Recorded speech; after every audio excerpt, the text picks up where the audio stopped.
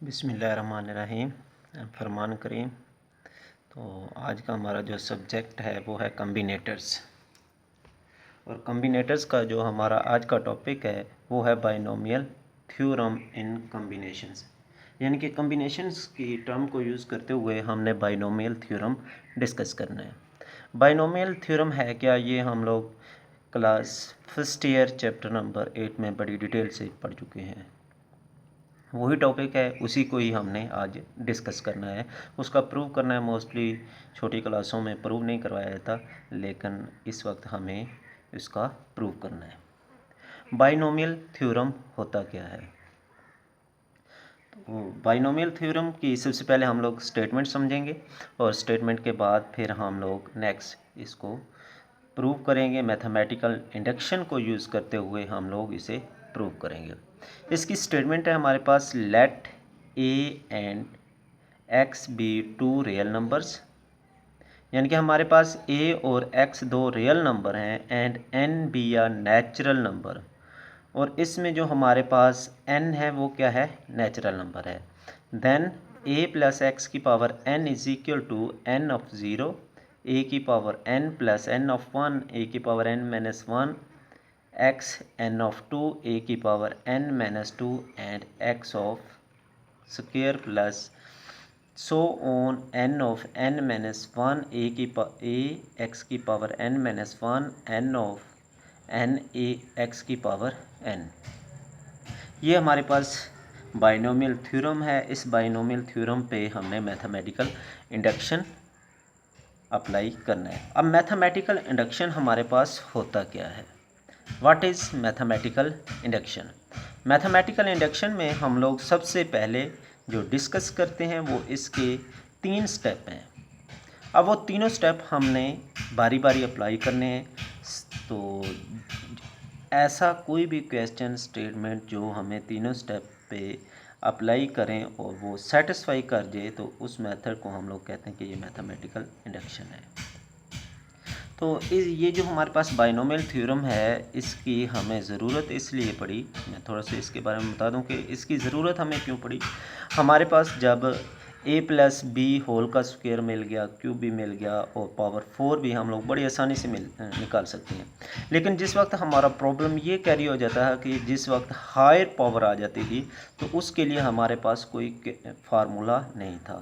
यानी कि बड़ी बड़ी पावर्स को, यानी कि a प्लस बी की पावर 100 आ जाए, 200 टाइम आ जाए, तो इस तरह के क्वेश्चंस को सॉल्व करने के लिए प्रॉब्लम था। तो लिहाजा इन क्वेश्चन को सॉल्व करने के लिए हमें फिर ये बाइनोमियल थ्योरम की ज़रूरत पड़ी। तो इसमें हम लोग क्या करेंगे, ये जो हमारे पास क्वेश्चन है, फार्मूला है, इस पे सबसे पहले हम लोग पहला स्टेप अप्लाई करेंगे। अब वो पहला जो स्टेप है हमारे पास वो ये है कि हमने सबसे पहले इसको n इज़ इक्वल टू 1 के लिए प्रूव करना है। यानी कि पहली इसकी जो कंडीशन है n इज़ इक्वल टू 1 है, और जो इसकी दूसरी कंडीशन है वो n is equal to k है। इसकी जो तीसरी कंडीशन है वो है n is equal to k plus 1। यानी कि अगर ये तीनों कंडीशंस पे सेटिस्फाई कर जाता है तो हम लोग कह देंगे कि हमारे पास जो लेफ़्ट हैंड साइड है वो राइट हैंड साइड के बराबर है, या बराबर है तो हम लोग कहेंगे कि ये हमारे पास बाइनोमियल थ्योरम का प्रूफ है। तो चलते हैं हम लोग सबसे पहले स्टेप 1 की तरफ। स्टेप 1 है हमारे पास n is equal to 1। n is equal to 1 यानी कि ये जो हमारे पास इक्वेशन a हमने ऊपर ली हुई है, इसमें हमने क्या करना है, n की जगह पे 1 पुट करना है। a प्लस एक्स की पावर n हो जाएगा, तो इसमें n is equal to 1, a की power n plus n of 1, a की पावर n माइनस 1। तो इसमें a प्लस एक्स की पावर n है और 1, तो ये हमारे पास 1 ऑफ ज़ीरो कम्बिनेशन में 1 के इक्वल होता है, a की पावर 1 हो जाएगा। 1 ऑफ 1 कम्बिनेशन भी हमारे पास 1 के इक्वल होता है। तो इस तरह से हमारे पास a plus x is equal to 1 plus x, इसकी फर्स्ट जो कंडीशन है वो हमारे पास सेटिस्फाई हो जाएगी। उसके बाद हम लोग चलते हैं इसके स्टेप 2 की तरफ। जो इसका हमारे पास स्टेप 2 है, इसमें ये है कि n is equal to k हमने फाइंड करना है।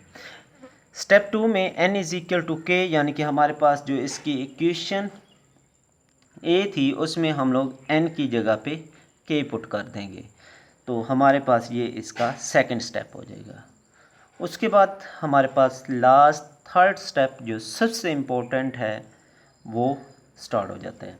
अब तीसरे स्टेप में हमने क्या करना होता है, असल काम ये है कि हमने इक्वेशन ए में ही n is equal to k plus, equation जो हमारे पास ए थी उसमें n is equal to k plus 1 ही प्रूव करना होता है।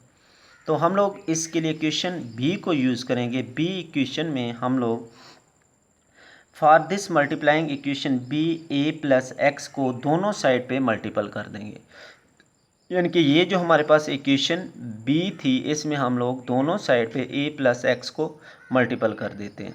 जब ए प्लस एक्स की पावर के, तो इन दोनों की a plus x and a plus x base same है तो पावर्स प्लस हो जाती हैं, ऐड हो जाती हैं, तो हमारे पास क्या बन जाएगा, के प्लस 1 बन जाएगा। यानी कि इन दोनों की बेस सेम है तो इनकी पावर्स क्या बन जाएगी, के प्लस 1।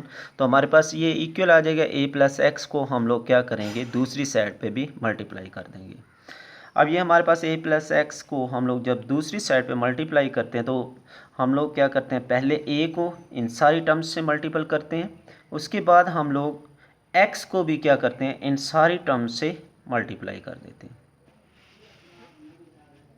यानी कि ए को हम लोग इन सारी टर्म्स से मल्टीप्लाई करते हैं, प्लस ये जो एक्स था हमारे पास उसको भी इन सारी टर्म्स से हम लोग मल्टीप्लाई करते हैं।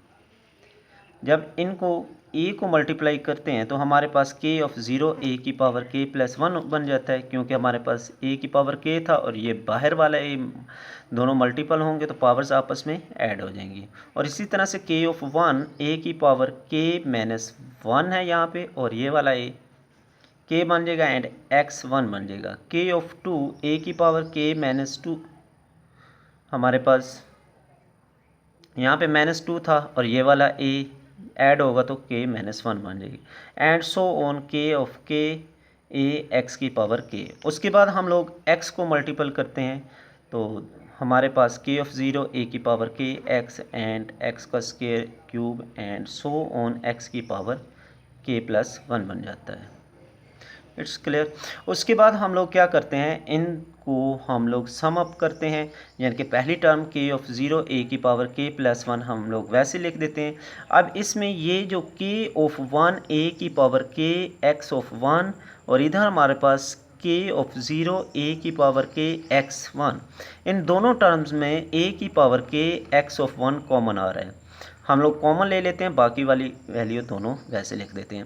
उसके बाद अगली टर्म में ए की पावर के माइनस 1 एक्स का स्क्वायर, और उसके बाद यहाँ पे ए की पावर के माइनस 1 एक्स का स्क्वायर कॉमन आ रहा है तो के ऑफ 2 एंड के ऑफ 1 हमारे पास इसी तरह से सेम आ जाएगा। एंड इसी तरह से हम लोग चलते चलते लास्ट में ए एक्स की पावर के लास्ट वाली टर्म में कॉमन आ जाएगा और हमारे पास के ऑफ के एंड के ऑफ के माइनस 1 दोनों एडअप कर देंगे और लास्ट वाली टर्म हमारे पास रह जाएगी के ऑफ के ए की पावर एक्स की पावर के प्लस 1, हम लोग वैसे लिख देते हैं। एज वी नो दैट, हम लोग जानते हैं, जैसा कि हम लोगों ने 7 चैप्टर में पढ़ा था, कम्बिनेशन वाले 7 चैप्टर में, यानी कि फर्स्ट ईयर के 7 चैप्टर में भी हमने पढ़ा था कि n of 0 is equal to 1 होता है, के ऑफ प्लस 1 इज ओवर 0 भी 1 होता है। तो लिहाजा ये के ऑफ 0 है, ये भी 1 के इक्वल होता है, इसी तरह से के प्लस 1 ऑफ 0 भी 1 के इक्वल है। लिहाजा इसकी जगह पे हम लोग के ऑफ 0 की जगह पे के प्लस 1 ओवर 0 लिख सकते हैं। अब इसके अलावा हमने एक और रूल पढ़ा था, के ऑफ 1 प्लस के ऑफ 0, यानी कि अगर दो टर्म्स हों कम्बिनेशन की फॉर्म में, दोनों का जो हमारे पास नंबर ऑफ ऑब्जेक्ट है, यानी कि ऊपर वाली के सेम हो और इनकी अरेंजमेंट क्या हो, एक का फ़र्क हो, तो हम लोग क्या करते हैं, के प्लस 1 यानी कि नंबर ऑफ ऑब्जेक्ट में 1 को ऐड कर देते हैं, ओवर में जो वैल्यू है उनमें बड़ी वाली वैल्यू हम लोग सेलेक्ट कर लेते हैं। तो इस तरह से हम लोग इनको, यानी कि हमारे पास जो a प्लस के हमने उसकी जगह पे लिख दिया है, यानी कि के ऑफ 0 की जगह पे के प्लस 1 ओवर 0 लिख दिया, क्योंकि ये भी 1 के इक्वल है वो भी 1 के इक्वल है, इसलिए हम लोग लिख सकते हैं।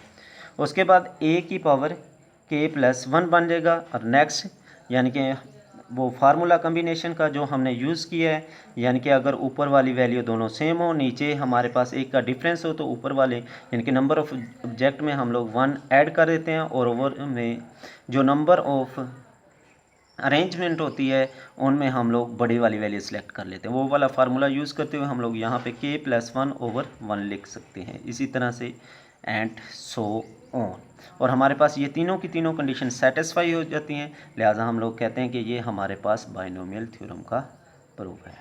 ठीक है बेटा, बेस्ट ऑफ लक एंड अल्लाह हाफिज़ स्टूडेंट।